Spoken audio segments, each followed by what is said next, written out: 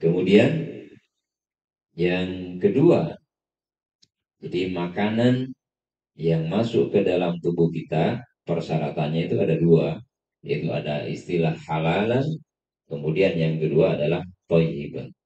Jadi halal dan juga thayyib. Halal itu tadi mulai dari jenis makanannya memang halal, minumannya memang halal, bukan khamar, bukan arak yang diharamkan oleh syariat, atau cara memperolehnya. Nah, ini yang di akhir zaman seperti hari ini menjadi kabur. Yang halal itu untuk kita pekerjaan itu yang seperti apa? Misalkan bertani, kemudian berdagang, dan yang lain sebagainya. Apakah proses kita menghasilkan uang untuk kita gunakan beli makan itu bebas riba, bebas dolim di dalamnya, kita tidak melakukan kodoliman kepada yang lain, atau jangan-jangan yang kita lakukan ada kodoliman kepada yang lain. Kalau di level tertinggi, kedoliman itu dilakukan oleh manusia bukan hanya kepada sesama manusianya. Ya, mohon maaf, kalau yang bertani misalkan, kemudian karena tikusnya banyak, akhirnya diracuni semua itu tikus. Padahal Allah Ta'ala itu juga penting menciptakan mereka, kan begitu. Atau hama dan yang lain sebagainya seperti itu. Itu kemudian kita habisi, kita racun satu persatu, memang sampai apakah setelah diracun itu akan habis tikusnya? Enggak, karena dia tetap beranak pinak seperti itu. Artinya jangan sampai kita menjadi manusia yang berlaku zalim kepada ciptaan Allah Subhanahu wa taala yang lain. Nah, di saat kita ngaji seperti malam ini, kemudian yang cerdas itu bilang, nah, monte racun tak melu sekali kok. Itu yang cerdas itu, yang akal atau nafsu itu. Jadi nafsu dan akal itu jadi satu dan dia selalu kompak untuk bekerja sama membuat kita takluk. Jadi nafsu, keinginan itu senantiasa diperkuat oleh akal yang sifatnya memberikan alasan-alasan yang argumentatif yang bisa diterima. Oh, ini kalau tidak diracun tikusnya bisa habis semua padi saya ini. Oh, meleopon. Nah, berangkat kita. Padahal kita kemudian kalau mau ngaji seperti malam hari ini, ya kita mestinya pahamlah, kita mestinya sadarlah bahwa setiap yang kita lakukan, setiap yang kita kerjakan, semuanya nanti akan ditanya dan diurus oleh Allah Subhanahu wa taala. Dan yang kedua, kembalinya tetap kepada kita sendiri seperti itu. Nah, untuk level syariat setidaknya jangan sampai makan makanan yang diharamkan oleh agama, baik dari jenisnya, dari bendanya, atau dari makanannya, atau cara memperolehnya. Di level yang kedua, ketika kita ingin berhakikat, nah, maka hindari, kurangi makanan-makanan yang eh, berasal dari protein-protein hewani, agar kita tidak diperkuat menjadi hewan juga. Jadi kalau protein hewaninya yang diperkuat, protein yang berasal dari binatang ternak yang yang diperkuat dalam diri kita, tiap hari makanannya daging ayam, tiap hari makanannya daging sapi, atau seringlah dengan makanan-makanan itu, ya jangan heran kalau kemudian kita menjadi sensitif, kita kemudian menjadi mudah tersinggung, mudah marah dan sebagainya. Ya seperti yang kita makan pada akhirnya. Jadi kalau yang kita makan itu ayam umpamanya, ya selain sekone nembung ya wajar gitu, karena yang kita makan adalah ayam, daging ayam maksudnya. Nah, artinya apa? Loh, berarti haram Ustaz? Tidak. Agama itu tidak mengatakan haram. Agama mengatakan halal. Hanya begini kemudian kamu, katanya agama, ingin berada di level itu terus menerus sampai kamu mati, atau kamu mau naik kelas, itu aja. Kalau kemudian ingin naik kelas, apa yang sudah menjadi kesenangan tadi, ya dikurangi. Makanan yang dianjurkan itu bukan makanan yang lemak dan gurih. Karena makanan yang lemak dan gurih itu bahasa Maduranya, tidak tahu buka. Nyemil itu kalau yang manis tidak lama biasanya. Kalau nggak percaya makan kurma lah. Nyampe 6, 7, apa bah, belenyet sudah gak enak ya. Tapi coba kasih tahu isi lengkap sama lombok dan sausnya, insya Allah mau dalam keadaan lapar ya sepereng pada itu. Kenapa? Karena gurih.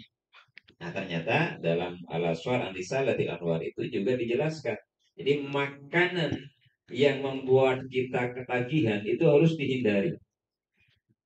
Jadi makanan yang membuat kita kemudian ketagihan itu harus dihindari katanya Syekhul Akbar Ibnu Arabi. Dan akhirnya apa? Ada seorang sufi juga, seorang sufi tapi juga seorang akademisi yaitu Robert Frager yaitu orang Amerika Serikat bilang begini. Jadi iri, dengki, hasud dan sebagainya yang membuat kita kemudian berburuk sangka dan sebagainya, tidak yakin kepada karunia Allah Subhanahu wa taala, itu akan subur pada manusia yang kehidupannya hanya untuk menikmati kehidupan materi. Jadi manusia yang hanya menjadi penikmat kehidupan materi, uang, makanan, dan sebagainya, maka jangan heran jika keraguan-raguan dalam dirinya sangat kuat, rasa iri, rasa dengki, dan sebagainya juga sangat kuat. Misalkan, ya karena kita punya penglihatan, kita punya pendengaran. Di saat kita mendengar orang lain sukses, kita ikut bahagia atau enggak senang? Kalau dengar orang lain sukses, misalkan ada orang pelihara ayam, terus dia sukses, di saat miliknya sendiri gagal. Apakah dia ikut bahagia dengan yang sukses tadi, atau dia kemudian iri dan tidak suka? Jika yang ada pada kita itu adalah iri dan dengki, maka itu artinya sifat kebinatangan kita yang lebih kuat. Berarti kita masih termasuk penikmat kehidupan materi. Atau ketika tetangga kita bisa bangun rumah umpamanya, atau bisa memperbaiki rumahnya dan sebagainya, apakah kita ikut bahagia atau kita kemudian tidak suka dengan pencapaiannya orang lain? Jika kita masih ada rasa tidak suka dengan pencapaian orang lain, berarti kita selama ini lebih banyak memperturutkan hawa nafsu kita sendiri. Kalau kita lihat hawa nafsu itu adalah kembaran dari bahasa lain, yaitu yang kita sebut sebagai setan itu tadi. Jadi min syarril waswasil khannas, dari bisikan-bisikan khannas setan, alladzi yuwaswisu fi sudurin nas, yang membuat ragu di dalam dada manusia. Nah, kayak kita beliakin obat apa aja, beliakin obat apa aja. Ah, itulah setan. Minal jinnah wanas, dari golongan jin dan golongan manusia. Makanya tidak ada di dalam ayat Al-Quran Allah secara spesifik, secara khusus menjelaskan Allah menciptakan setan. Tidak ada. Gak ada. Yang ada itu Allah ciptakan jin, wa ma khalaqtul jinna wal insa illa liya'budun. Kemudian Allah nyiptakan eh, malaikat, Allah nyiptakan apa namanya? Allah nyiptakan iblis. Iya. Khalaqtani min nar wa khalaqtahu min tin. Jadi iblis itu. Maka terus setan itu di mana ayat yang menjelaskan setan? Tidak ada. Bahwa Allah menciptakan setan itu tidak ada. Tapi Allah yang sering bilang sama kita-kita ini, inna syaitana lakum aduum mubin. Setan itu adalah musuh yang nyata bagimu. Gimana gak nyata wong itu kita sendiri? Gimana tidak nyata dan tidak dampak? Wong itu kita sendiri. Contoh ketika beliau Shallallahu Alaihi Wasallam pulang dari perang Badar, beliau kemudian mengatakan, "Roja'na min jihadil aswar ila jihadil akbar." Aku pulang dari apa namanya? Kami pulang, ya kita pulang dari jihad yang kecil menuju jihad yang besar. Perang Badar itu adalah perang pertama yang dialami oleh umat Islam, dan perang itu tidak seimbang jumlahnya sampai Allah Ta'ala menurunkan para malaikat untuk membantu kaum muslimin. Terus sahabat nanya, "Ya Rasulullah, kami ini sudah berdarah-darah, engkau masih bilang ini jihad kecil?" Iya. Terus apa jihad yang lebih besar dari ini ya Rasulullah? Jihadun nafas, yaitu memerangi jiwamu sendiri, memerangi nafsumu sendiri. Pada saat kita pengen makan, pada saat kita pengen tidur, terus kemudian Allah Ta'ala memanggil kita, Allah Ta'ala kemudian mengajak kita untuk ngaji, mengajak kita untuk belajar, menambah wawasan dan sebagainya. Pertanyaannya adalah kenapa kita begitu malas untuk datang ke musola, pegang Quran misalkan, habis sholat, satu halaman lah setiap habis sholat. Untuk melatih itu, dan itu bagian dari latihan. Itu bagian dari latihan. Makanya orang Jawa kemudian mendeskripsikan, menjelaskan nafsu itu disebut dengan istilah dulur papat.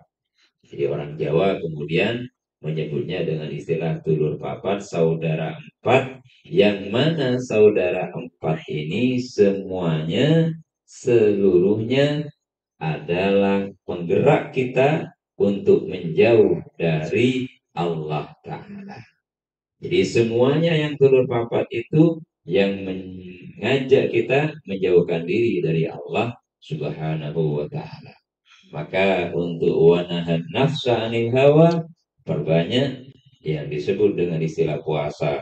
Dan puasa bukan hanya menahan lapar, tetapi juga menahan keinginan.